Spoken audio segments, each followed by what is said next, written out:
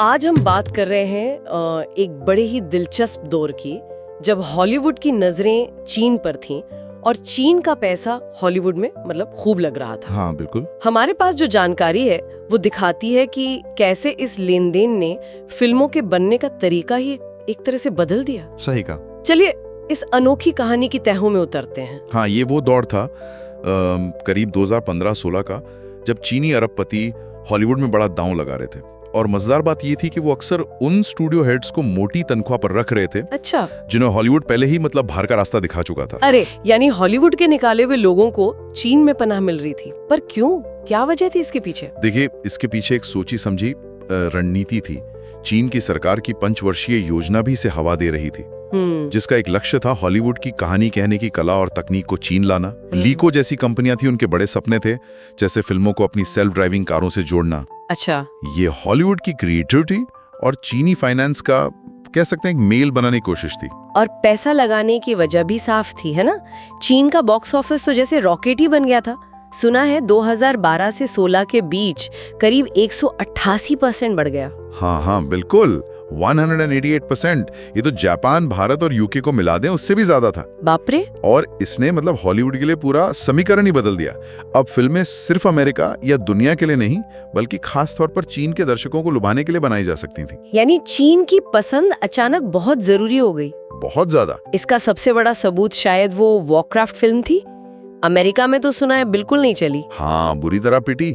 सोचिए, $160 मिलियन का बजट और कमाई सिर्फ 47 मिलियन। उफ। लेकिन चीन में उसने कमाल कर दिया, करीब $221 मिलियन कमाए। क्या बात है। ये सिर्फ एक फिल्म की सफलता नहीं थी, इसने हॉलीवुड की सोच को मतलब हिला दिया।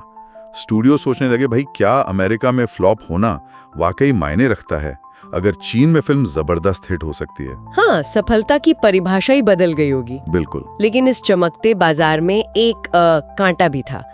मैंने सुना है कि इतनी कमाई के बावजूद हॉलीवुड स्टूडियोज को चीन से टिकट बिक्री का सिर्फ 25% हिस्सा ही मिलता था। ये सच है? हाँ, ये सच है। और यही हॉलीवुड के लिए बड़ी मतलब निराशा की बात थी। सिर्फ 25%? हाँ, चीन अब दुनिया का दूसरा सबसे बड़ा फिल्म बाजार था, पर कमाई का हिस्सा बहुत कम मिल रहा था। शर्तें अभी भी वो पुरानी थीं जब चीन एक छोटा या विकासशील बाजार हुआ करता था। अच्छा, तो इस 25% वाली दीवार को तोड़ने का क्या रास्ता निकाला फिर स्टूडियोज ने? असल में एक ही रास्ता था, वो था सह उत्पादन, मतलब को प्रोडक्शन। हाँ, अगर किसी फिल्म को आधिकारिक तौर पर अमेरिका चीन सह उत्पादन का दर्जा मिल जाता तो स्टूडियो का हिस्सा बढ़कर सीधा 43% हो सकता था।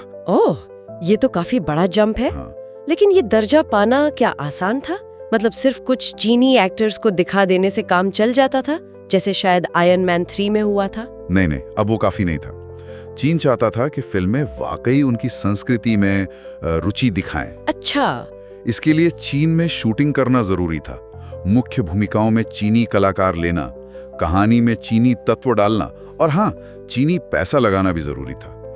स्क्रिप्ट बदलने के किस्से भी बड़े मशहूर हुए। सुनने में आया था किसी फिल्मकार ने कहा, अरे भूल जाओ ये लंदन है, सोचो ये शंघाई है। अच्छा, तो इसका कोई बढ़िया उदाहरण है जहां ये सब सही मायने में हुआ हो? हाँ, सबसे अच्छा उदाहरण है कंग फू पांडा 3। हाँ, वो तो बहुत चली थी। बिल्कुल। ये पहली बड़ी अमेरिका चीन एनिमेटेड सह उत्पादन फिल्म थी और इसे बनाते वक्त चीनी दर्शकों का बहुत ध्यान रखा गया। जैसे कहानी में चीन का मशहूर ताओवादी पहाड़ माउंट चिंगचेंग दिखाया गया। और ये सुनिए, यहाँ तक कि किरदारों के होठों को मैंड्रिन डायलॉग के हिसाब से दोबारा एनिमेट किया गया। क्या? दोबारा एनिमेट? लिपसिंग के लिए? हाँ, ताकि वो बिल्कुल नेचुरल लगे जब वो मैंड्रिन बोल रहे हो। ये तो कमाल की बारीकी है। और नतीजा क्या रहा इसका?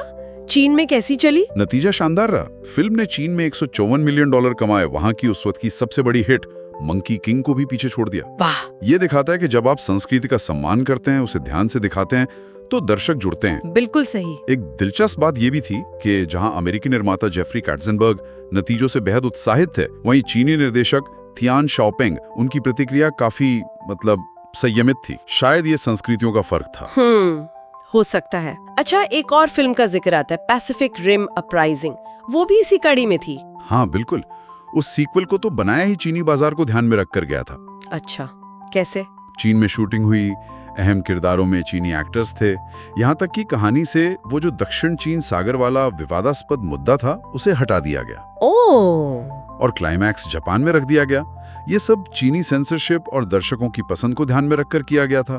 तो मतलब ये एकदम साफ है कि चीन के पैसे और बाजार की ताकत ने हॉलीवुड की फिल्मों की कहानियों पर, कास्टिंग पर और बनाने के तरीकों पर बहुत गहरा असर डाला। हाँ, डाला। और ये सह उत्पादन एक बड़ा चलन बन गया उस वक्त। निश्चित रूप से ये एक ऐसा दौर था जब दुनिया की दो सबसे बड़ी फिल्म इंडस्ट्रीज, व्यावसायिक और रचनात्मक, दोनों ही स्तरों पर एक दूसरे के बहुत करीब आ गईं।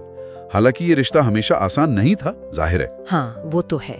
और ये हमें सोचने पर मजबूर करता है ना कि हॉलीवुड और चीनी सिनेमा के संगम का असर आज भी वैश्विक फिल्मों पर कितना है। क्या वो प्रभाव अभी भी दिखता है? ये बड़ा सवाल है। चीन के एक बहुत अमीर शख्स वांग ग्यालन, उनका सपना था हॉलीवुड को टक्कर देने का। हाँ, और ये कहानी शुरू होती है लॉस एंजलिस में। बिल्कुल।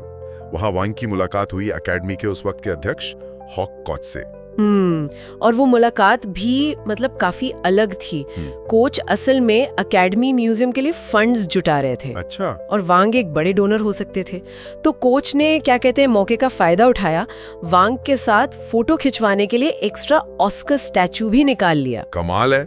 फिर वो मिस्टर चाओ रेस्टोरेंट गए लंच पर और वहीं वांग ने अपना बड़ा प्लान बताया। हाँ, उन्होंने कहा मैं पूरब का हॉलीवुड बनाना चाहती हूँ। पूरब का हॉलीवुड मतलब क्या था उनका? उनका प्लान था चीन में एक शहर बनाना, एकदम मॉडर्न साउंड स्टेज हो, वहाँ बड़े बड़े स्टूडियोज, ऑडिटोरियम, एडिटिंग की सारी सुविधाएं, सब कुछ वर्ल्ड क्लास, ताकि दुनिया भर के स्टार्स और टेक्नीशियंस वहाँ आए। बिल्कुल। और ये हॉलीवुड के बनने से एकदम अलग था। हॉलीवुड तो मतलब धीरे धीरे बना बाई चांस। हाँ, ऑर्गेनिकली। लेकिन वांग का विजन पूरी तरह से प्लान था, ऊपर से नीचे तक। सही कहा। सवाल यह है कि क्या इस तरह के प्लान से वो क्रिएटिविटी आ सकती है जो हॉलीवुड में है? खैर, तो इस प्लान को आगे बढ़ाने के लिए 3 महीने बाद ही कोच बीजिंग फिल्म फेस्टिवल में थे। हाँ, और तभी वहाँ का बुलावा आ गया। प्राइवेट जेट में बिठा के एक अनजान सी जगह ले गए, जगह फाइनल करने के लिए कि ये हॉलीवुड ईस्ट बनेगा कहाँ। एग्जैक्टली। और वो दौरा भी बड़ा शानदार था। आलीशान जेट, डिनर एक ओ शेप की टेबल पर जिसके बीच में मछलियां तैर रही थी। सच में? हाँ, ये वांग का स्टाइल था, एकदम भव्य। और फिर वो कराओके वाली बात, मुझे तो यकीन ही नहीं हुआ। हाँ, वो भी हुआ। वांग ने कोच से पूछा कि कराओके पसंद है या नहीं। फिर बीजिंग के एक लग्जरी होटल में पूरा सेटअप था, लाइव डीजे और परफॉर्मिंग आर्ट्स की छात्राएं भी थी गाने नाचने के लिए। कोच को थोड़ी चिंता हुई होगी, शुरू में हुई थी हाँ, लेकिन वो बस एंटरटेनमेंट था। खुद वांग ने पूरे जोश में चीनी राष्ट्रगान गाया। वाह, एक तरफ एकेडमी प्रेसिडेंट, दूसरी तरफ चीन का सबसे अमीर आदमी कराओके कर रहे हैं। अजीब नजारा होगा। एक तरह से चीन और हॉलीवुड के बीच के उस कॉम्प्लेक्स रिश्ते जैसा। आखिर में कोच को ले जाया गया किंगदाओ। हाँ, किंगदाओ ईस्ट कोस्ट पर है, अपनी जर्मन हिस्ट्री और सिंगताओ बियर के लिए फेमस। और कोच को वो जगह पसंद आ गई। हाँ, उनको वो जगह जच गई। कहा कि मौसम बिल्कुल हॉलीवुड जैसा, न ज्यादा बर्फ, न तूफान, न पोल्यूशन। इंटरेस्टिंग। जैसे किसी पुराने स्टूडियो हेड ने कैलिफोर्निया देखा हो पहली बार। बिल्कुल।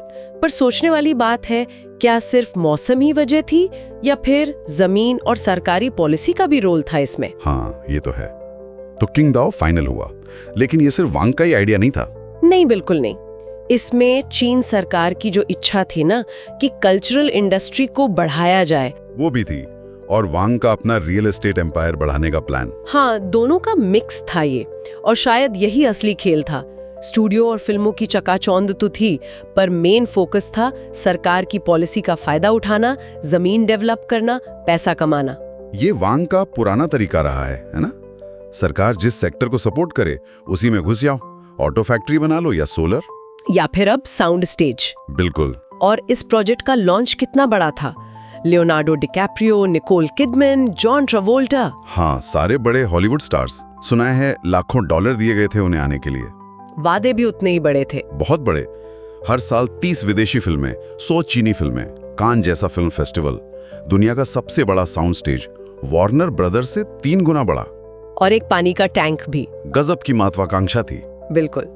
लेकिन इन सब के अलावा असली पैसा कहाँ से आना था? वो थे 6 स्टार होटल, ऑडिटोरियम, दुकानें, रेस्टोरेंट और एक यॉट क्लब भी, जिस पर पहले बैन था। और इस सब का प्रतीक वो पहाड़ी पर लगा बड़ा सा साइन। हाँ, हॉलीवुड साइन की तरह चीनी अक्षरों में लिखा था movie metropolis of the east. दो Phong Indu.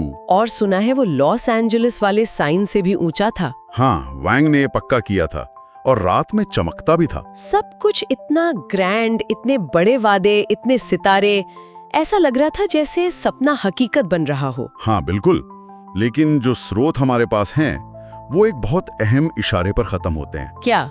It didn't take long for the lights to start to flicker. मतलब? इस चमक दमक को फीका पड़ने में ज्यादा वक्त नहीं लगा। हाँ। तो ये सोचने वाली बात है। क्या हुआ इस अरबों डॉलर के सपने का? क्या ये हकीकत बना या सिर्फ एक महंगा छलावा रह गया? इस शानदार शुरुआत के बाद आगे क्या हुआ ये जानना तो बनता है। को प्रोडक्शंस उनके जरिए। हाँ। तो आज हमारा मकसद है कि ये जो पूरी कोशिश थी इसकी उलझने क्या थी, ये को प्रोडक्शंस आखिर इतने मुश्किल क्यों साबित हुए, और वो एक बड़ी फिल्म थी द ग्रेट वॉल, इतनी महत्वाकांक्षी, उसका क्या हश्र हुआ। हाँ, उस पर बात करना जरूरी है। और फिर एक चीनी कंपनी थी वांडा ग्रुप, उनकी उम्मीदों का क्या हुआ। तो चलिए इसी कहानी में थोड़ा और गहरा उतरते हैं। शुरुआत करते हैं उन चुनौतियों से जो हॉलीवुड निर्माताओं को झेलनी पड़ी। हाँ बिल्कुल, देखिए ये रास्ता ना बिल्कुल आसान नहीं था। ऐसा नहीं था कि बस पैसा लगा दिया और बन गया। अच्छा। ये बहुत ही जटिल प्रक्रिया थी। एक तो खूब सारी कागजी कार्रवाई, ये बदलो कभी वो बदलो, अमेरिकी चीजें हटाओ चीनी चीजें डालो। और ये सब करते हुए भी वो जो चीन का फिल्म ब्यूरो है उनसे मंजूरी मिलेगी या नहीं इसका कोई भरोसा नहीं था। मतलब अनिश्चितता बनी रहती थी। बिल्कुल, कई बार तो इतनी मेहनत के बाद भी मंजूरी मिलती ही नहीं थी। और इसी माहौल में, इसी पृष्ठभूमि में आई द ग्रेट वॉल, शायद अब तक की सबसे बड़ी अमेरिका चीन को प्रोडक्शन थी ये। हाँ बिल्कुल, बहुत बड़ा प्रोजेक्ट था। निर्देशक थे जहांगीर मो, चीन के बहुत माने हुए निर्देशक। हाँ, नाम सुना है। और सितारे थे मैट डेमन हॉलीवुड से और जिंग टियान चीन से। पैसा लगाया था यूनिवर्सल पिक्चर्स ने और चीन के वांडा ग्रुप ने। सुनने में तो ये एकदम परफेक्ट कॉम्बिनेशन लग रहा था, दो संस्कृतियों का जबरदस्त मेल। हाँ, कागज पर तो यही लग रहा था, लेकिन सेट पर कहानी कुछ और ही चल रही थी। अच्छा, क्या हुआ? वहाँ 100 से ज्यादा अनुवादक थे, सोचिए। 100 से ज्यादा? हाँ, फिर भी जो पश्चिमी क्रू था और जो चीनी क्रू था उनके बीच ना एक अजीब सा तनाव, एक दूरी महसूस होती थी। और हॉलीवुड के जो सुरक्षा नियम होते हैं काफी सख्त होते हैं वो। हाँ, होते हैं। उनको भी नजरअंदाज किया जा रहा था। अरे बाप रे। और कहानी के स्तर पर? कहानी में भी अजीब चीजें हो रही थी। जैसे जो निर्माता थे वो चाहते थे कि मैट डेमन और जिंग टियान के किरदारों के बीच कुछ रोमांटिक एंगल हो। अच्छा। लेकिन निर्देशक ज़ांग यिमू ने मना कर दिया। उन्हें लगा कि ये कहानी के लिए जरूरी नहीं है। तो ऐसा लग रहा था कि कहानी को अच्छा बनाने से ज्यादा जोर इस बात पर था कि दोनों देशों के दर्शकों को कैसे खुश किया जाए। मतलब एक तरह की खिचड़ी बनाने की कोशिश। हाँ, कुछ वैसा ही। और नतीजा यह हुआ कि चीन के दर्शकों को लगा कि ये एक व्हाइट सेवियर टाइप कहानी है। ओ, मतलब जिसमें कोई गोरा हीरो आकर बचाता है। हाँ बिल्कुल। और पश्चिमी दर्शकों को ये सब कुछ बड़ा अजीब सा, बेमेल सा लगा। तो ये फिल्म फिर चली नहीं? नहीं, उम्मीद से बहुत कम चली। चीन में इसने कमाए करीब $171 मिलियन, जो उम्मीद से कम थे। और अमेरिका में? अमेरिका में तो बुरी तरह फ्लॉप हुई, सिर्फ $45 मिलियन। बाप रे, इतनी बड़ी फिल्म, इतने बड़े नाम। हाँ बिल्कुल। और कमाल की बात देखिए कि इसी दौरान डिज्नी की एक एनिमेटेड फिल्म आई, ज़ूटोपिया। हाँ, ज़ूटोपिया। उसने चीन में धमाल मचा दिया, सारे रिकॉर्ड तोड़ दिए, कुंग फू पांडा 3 से भी ज्यादा कमा लिया। बिल्कुल सही। और सबसे दिलचस्प बात यह है कि ज़ूटोपिया में चीन के हिसाब से कोई खास बदलाव किए ही नहीं गए थे। सच में? हाँ, बस एक छोटा सा बदलाव था। एक न्यूज एंकर का किरदार था, उसे पांडा बना दिया था बस इतना सा, और फिल्म इतनी चल गई। क्यों? वजह थी कहानी का जुड़ाव। जो चीनी दर्शक थे, खासकर युवा, उन्होंने ज़ूटोपिया की जो हीरोइन थी जूडी हॉब्स, वो खरगोश, हाँ, वो पुलिस ऑफिसर बनना चाहती है। हाँ, उसमें उन्होंने अपनी कहानी देखी। एक छोटे शहर की लड़की जो बड़े शहर आती है अपने सपने पूरे करने। ये कहानी उनके अपने जीवन के संघर्षों और उम्मीदों से जुड़ गई। अच्छा, मतलब कहानी में दम होना ज्यादा जरूरी है, बजाय इसके कि आप जबरदस्ती उसमें कुछ डालो। बिल्कुल, इससे यही सबक मिला कि दर्शकों को लुभाने के लिए ऊपर ऊपर के बदलाव करने से बेहतर है कि एक सच्ची, दिल को छूने वाली कहानी कही जाए। ये द ग्रेट वॉल की नाकामी वांडा ग्रुप के लिए भी यकीनन एक बड़ा झटका रही होगी। वो तो चीन की वैश्विक महत्वाकांक्षाओं का एक तरह से चेहरा बन गए थे। हाँ, बहुत बड़ा झटका था।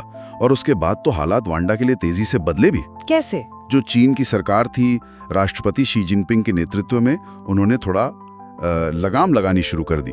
जो सरकारी बैंक थे उन्हें कहा गया कि वांडा जैसी कंपनियों को जो विदेशों में बहुत आक्रामक तरीके से निवेश कर रही थी उनको कर्ज देना कम करें। ओह, ऐसा क्यों? चिंता ये थी कि देश का पैसा बहुत तेजी से बाहर जा रहा है।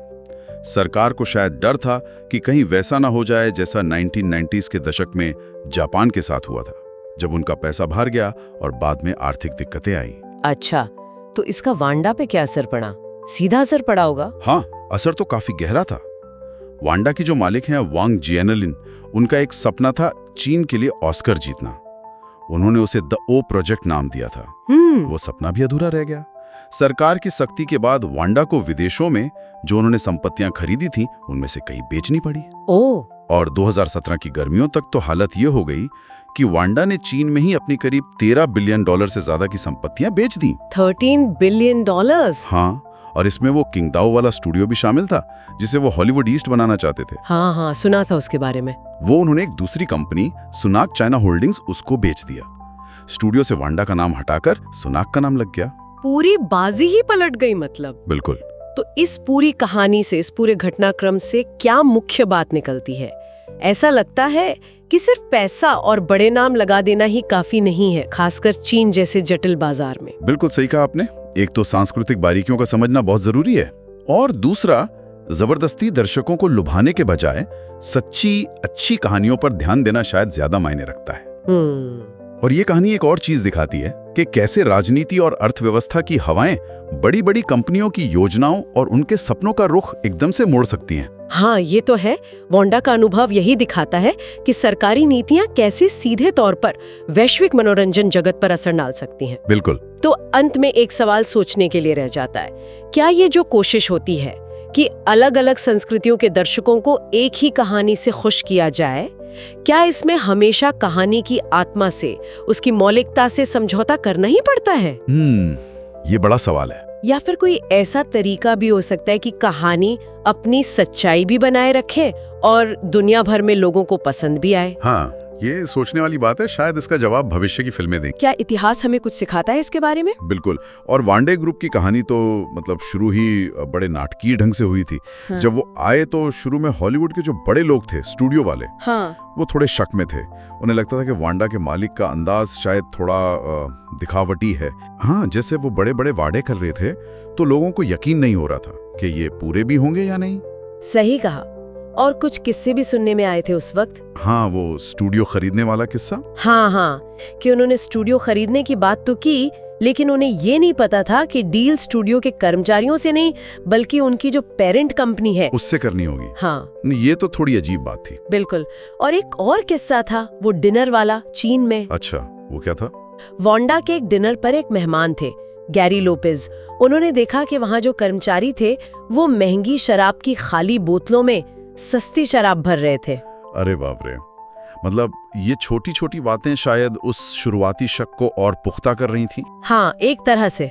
और फिर जब वांडा ने लेजेंडरी एंटरटेनमेंट को खरीदा $3.5 बिलियन में। हाँ, $3.5 बिलियन। उसने तो हॉलीवुड में सच में हलचल मचा दी थी।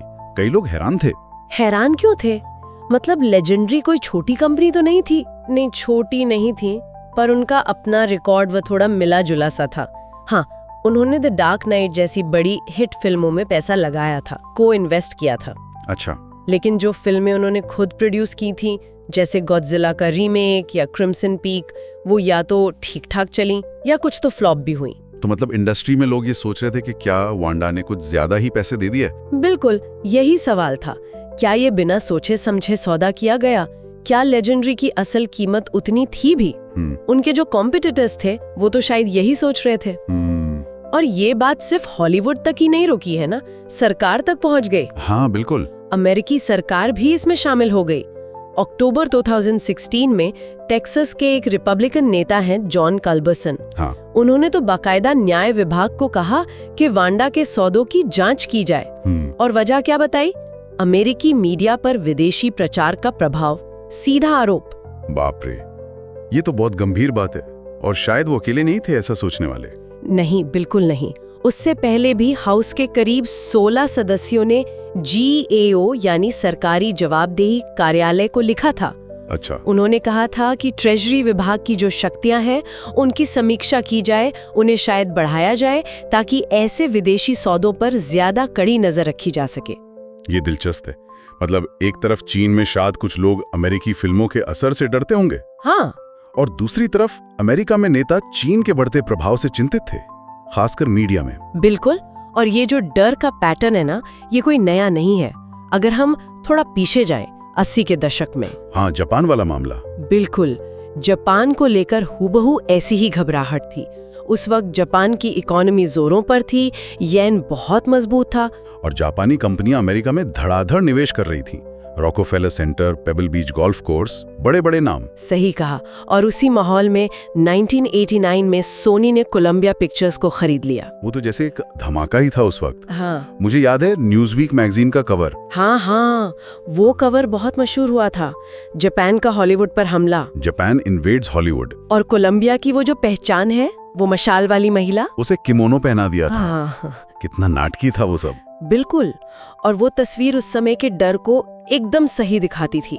डर ये था कि अमेरिका अपनी सबसे बड़ी सांस्कृतिक ताकतों में से एक, अपना सिनेमा, अपना सपनों का कारखाना, हाँ, उसे एक ऐसे देश के हाथों में दे रहा है जिसके साथ सिर्फ 4 दशक पहले ही लड़ाई हुई थी। तो सवाल ये था कि क्या ये सिर्फ एक बिजनेस डील है या ये अपनी पहचान, अपनी संस्कृति खोने का खतरा है? यही सबसे बड़ा डर था। क्या हॉलीवुड पर कंट्रोल सबसे बड़ा खतरा है? लेकिन फिर हुआ क्या वो सारे डर सच निकले? सोनी ने क्या किया? देखिए, ज्यादातर चिंताएं तो कहना पड़ेगा निराधार ही साबित हुई। अच्छा। सोनी ने बल्कि काफी सांस्कृतिक संवेदनशीलता दिखाई। एक किस्सा है कि सूमो रेसलिंग पर एक फिल्म बननी थी, उसे उन्होंने शायद इन्हीं वजह से रद्द कर दिया। और स्टूडियो लॉट पर एक सुशी बार खुलने के अलावा कोई बहुत बड़ा जापानीज कल्चरल बदलाव नहीं आया। मतलब ऐसा नहीं हुआ कि हॉलीवुड अचानक जापानीज बन गया। तो मतलब बिजनेस पहले की तरह ही चलता रहा। बिल्कुल। बल्कि सोनी को हॉलीवुड में सफल होने के लिए हॉलीवुड के ही तरीके अपनाने पड़े। उन्हें अमेरिकी दर्शकों के लिए फिल्में बनानी थी। तो ये एक बड़ा सबक है ना? मतलब कई हॉलीवुड एग्जीक्यूटिव आज भी चीन के निवेश पर जो चिंताएं हैं, हाँ, उनकी तुलना 80 के दशक के जापान वाले डर से करते हैं। बिल्कुल करती हैं। उनका मानना है कि जैसे वो डर वक्त के साथ कम हो गया, शायद ये नया डर भी धीरे धीरे ठंडा पड़ जाएगा। तो कुल मिलाकर अगर देखें, हॉलीवुड में विदेशी पैसा आना, चाहे वो जापान से हो, चीन से हो, कहीं से भी हो, वो हमेशा एक बहस का मुद्दा बनता है।